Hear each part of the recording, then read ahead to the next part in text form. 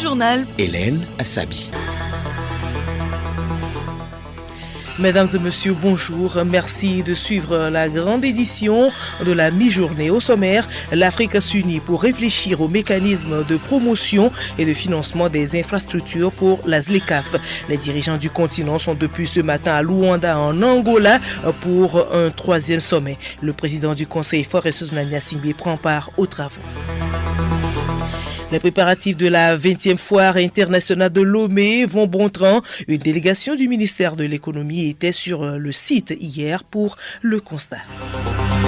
Mardi économie, sujet du jour, l'importance de l'assurance automobile. Léontine Atogima met un accent particulier sur la carte brune. Et puis sport football, qui tout double pour les éperviers dames ce mardi. Kaïto Miti et ses joueuses ont l'obligation d'obtenir leur ticket pour le Maroc et ce sera face au Burkina Faso cet après-midi à Kéké. Radiolomé.tg.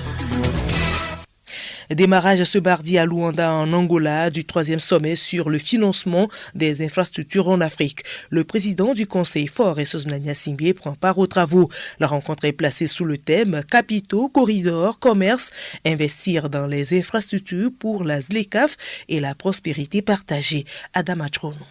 Cette rencontre d'affaires organisée à l'initiative conjointe de la Commission de l'Union africaine et de l'Agence de développement de l'Union africaine réunit des dirigeants africains dont le président du Conseil togolais, son excellent Faure Sozona-Gnassingbé, prendront également part à cette rencontre des investisseurs et des partenaires au développement. Plusieurs sujets seront abordés, entre autres les mécanismes de promotion de financement des infrastructures sur l'ensemble du continent, ainsi qu'à la mise en œuvre efficace de la zone de libre-échange continentale africaine. Les chefs d'État et de gouvernement africains vont examiner à cet effet les opportunités d'investissement stratégique alignées sur le programme de développement des infrastructures en Afrique et le plan directeur de l'Union africaine pour la connectivité régionale du continent. Ce sommet est en phase avec la vision du président du Conseil de faire du Togo un hub logistique et commercial de premier plan en Afrique de l'Ouest. Les travaux seront meublés de déclarations et panels sectoriels de haut niveau sur l'énergie, l'eau, l'assainissement et l'hygiène, les transports et la mobilisation des capitaux nationaux. Merci à vous, Adama Trono. Les députés togolais sont invités cet après-midi à la deuxième séance plénière de la deuxième session ordinaire de la nuit. Les travaux démarrent à partir de 15h au palais de l'Assemblée nationale. Je vous l'annonçais tantôt, elle s'annonce à grands pas. La 20e édition de la Foire internationale de Lomé se tient du 28 novembre au 14 décembre prochain au Centre des expositions et foires, CITEF. Le site est en plein réaménagement. Le ministre délégué auprès du ministre de l'économie et de la veille stratégique, chargé du commerce et du contrôle de la qualité, était sur les lieux hier pour constater l'état d'avancement des travaux. Pacom Johnson. Cette 20e édition de la Foire internationale de Lomé coïncide avec la célébration des 40 ans du CITEF. Le site est donc en plein réaménagement pour réserver une édition spéciale aux exposants attendus. Le ministre délégué auprès du ministre de l'économie et de la veille stratégique, chargé du commerce et du contrôle de la qualité, Kossi-Tenou, guidé par le directeur général du Centre togolais des expositions et foires, Alessandra De Souza, a sillonné les différents pavillons, le bloc des toilettes et les espaces vides où de grands stands sont en cours d'installation. Ministre Kossi-Tenou. C'est une édition importante qui va donner une autre image du Togo et compte tenu de l'importance de l'événement, les autorités ont souhaité que nous puissions nous assurer que tout est mis en place pour accueillir les exposants, les visiteurs et que les conditions sont réunies pour avoir une grande foire. Cette édition se veut spéciale pour nous, ça constitue un indice de maturité, de crédibilité. Nous avons acquis une notoriété au plan international. À l'issue de la visite, le ministre délégué se dit très satisfait de l'avancement des travaux. À l'issue de cette visite, ce que nous avons noté, c'est que les travaux ont bien évolué. Il y a une bonne prise en charge des diligences. Il reste bien sûr quelques détails. Nous sommes satisfaits et nous avons bon espoir surtout que ce qui reste comme travaux à effectuer sera réalisé dans le délai imparti. Donc nous sommes confiants. Vu l'engagement du directeur général et de tout son personnel. Il faut préciser que l'invité d'honneur de cette 20e édition de la Foire internationale de Lomé est la Chine. Pas comme Johnson et certains iront à la foire à voiture et ces voitures doivent être assurées. Les assurances, on en parle encore. La page économique de ce mardi revient sur l'assurance automobile. Léontine Atogima met un accent particulier sur la carte brune. Une assurance automobile est une assurance qui couvre les dommages causés avec un véhicule ou à un véhicule. Et quand vous avez une carte brune, elle garantit l'indemnisation d'un sinistre causé en dehors de son territoire. Cas de la carte brune de la CEDEAO. Adama Tassa, expert en assurance automobile. La carte brune CEDEAO, c'est d'abord un système qui permet à 14 pays de l'Afrique occidentale de pouvoir gérer très efficacement les sinistres transfrontaliers. Ce système aide les pays émetteurs à avoir une réponse rapide pour soulager les indicibles souffrances causées aux victimes des accidents. Qui peut être détenteur de la carte brune? Tout propriétaire de véhicule, tous les chauffeurs ou conducteurs de véhicules sont obligés d'avoir la carte brune CEDEAO.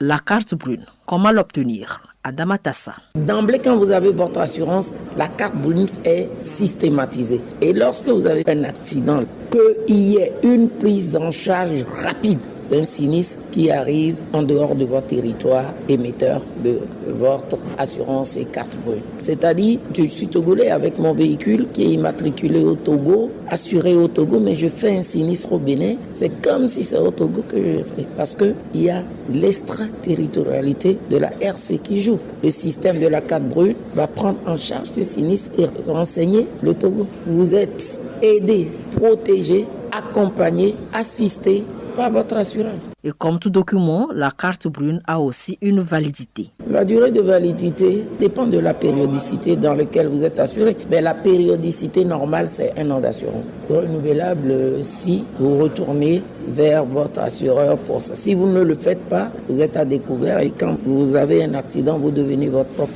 assureur. Vous l'avez compris, l'assurance est la meilleure garantie contre les imprévus sur la route.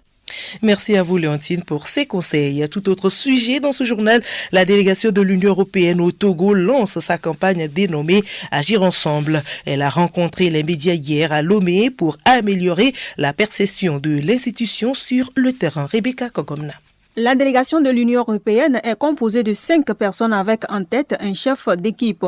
Pour ce premier contact avec la presse publique et privée, il est question de faire connaître l'Union européenne dans son fonctionnement en matière de partenariat. Stéphane Devaux, chef d'équipe de la délégation. C'est une campagne institutionnelle pour essayer d'expliquer, de faire mieux comprendre comment l'Union européenne et ses États membres, l'équipe Europe, travaillent en matière de partenariat, de coopération au développement, comment elle choisit ses secteurs d'intervention, les régions dans lesquelles elle intervient, les bénéficiaires et comment elle procède. Ce rendez-vous avec la presse marque aussi le lancement de la campagne dénommée Agir ensemble qui touche les populations togolaises dans 3 secteurs prioritaires.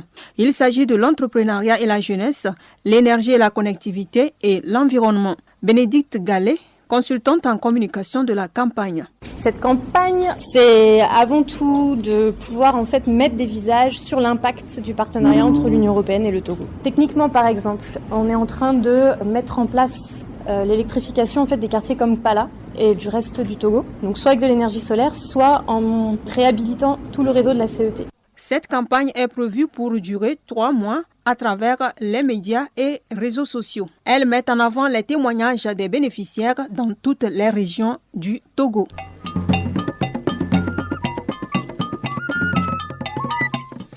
L'actualité sur le plan international à présent. En Côte d'Ivoire, les résultats provisoires de l'élection présidentielle sont connus. Alassane Ouattara, 83 ans, réélu avec 89,77% des voix. Le président sortant se dirige vers un 4e mandat. Les résultats définitifs seront prononcés après la période de contentieux électoral.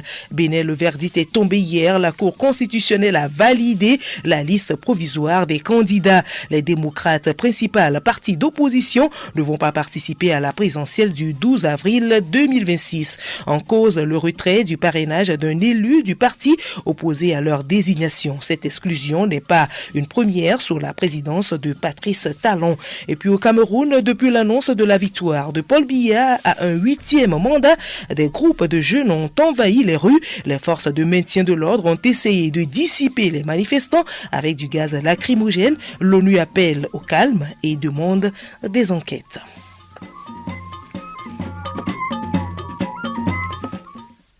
Culture pour poursuivre, cinéma d'animation, la magie du dessin qui prend vie. Aujourd'hui, 28 octobre, le monde célèbre la journée du cinéma d'animation, occasion de rendre hommage à l'art et à la créativité des animateurs du monde entier. Et oui, depuis plus de 20 ans, cette journée célèbre un art que les enfants adorent, les dessins animés. À la question, quel dessin animé vous a le plus marqué dans votre enfance? Des citoyens répondent au micro de Émilie Ayina. Il y a Barbie Rouge et le Tom and Jerry. Sangoku. Barbie, Tom Jerry. Kérékou. Thomas Sawyer. Après ça, c'est Avatar. Bob l'éponge, Spider-Man, Capitaine Courage. Sangoku. Blanche-Neige, Dora l'exploratrice, Mashka et Mishka et Tom Sawyer. Et comme vous le voyez, ils sont nombreux ces films d'animation qui ont bercé l'enfance de plusieurs jeunes. Les films, pour la plupart venus d'Europe, d'Asie et d'Amérique. Un petit retour en arrière avec Kilim Poyoti. C'est une série télévisée d'animation japonaise sortie en 1980 qui aura marqué la jeunesse mondiale et africaine en particulier. Tom Sawyer, c'est pour nous tous un ami. L'autre film qui aura marqué les cinéphiles d'animation reste Les Jumeaux du bout du monde.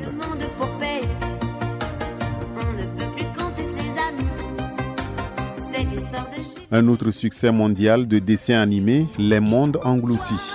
Enfant de la terre, écoute-moi. On peut aussi citer Tao Tao, Tortue Ninja, immense succès japonais. Il y a eu également des productions comme Conan l'Aventurier, Goldorak, Tom and Jerry ou encore Légende de Zorro qui ont marqué la jeunesse des années 1980-2000.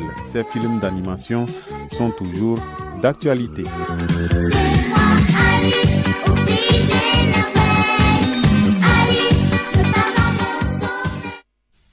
Qu'il vous restez avec nous. Cette fois-ci, on parle sport. Les éperviers dames du Togo visent une place à la phase finale de la CAN féminine au Maroc. Et pour y parvenir, il faudra battre le Burkina Faso qui arrive à Lomé avec un avantage de 2 buts marqués à l'aller. Kilim, on vous retrouve. Mardi pour la sélection togolaise est unique. Battre les étalons dames du Burkina Faso avec au moins 3 buts d'écart.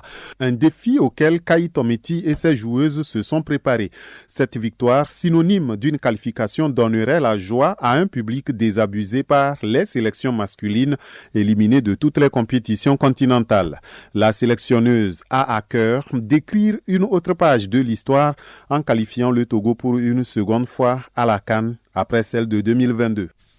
Il faut noter que ce match sera retransmis en direct sur nos ondes à partir de 16h. Nous terminons avec les résultats du loto matinal de ce mardi 28 octobre 2025. Tirage 415. 5 premiers numéros 62, 33, 77, 23 et 43. 5 derniers numéros 30, 4, 88, 9 et 60.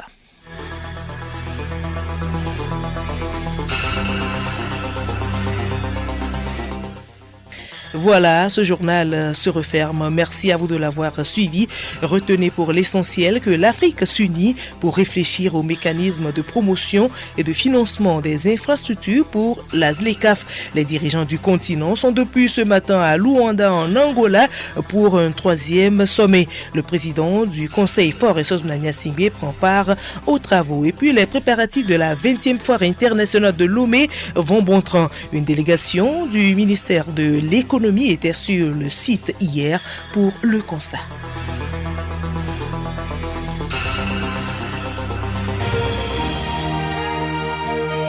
Radio Lomé, boîte postale 434, email radiolomé@radiolomé.tg. Radio Lomé.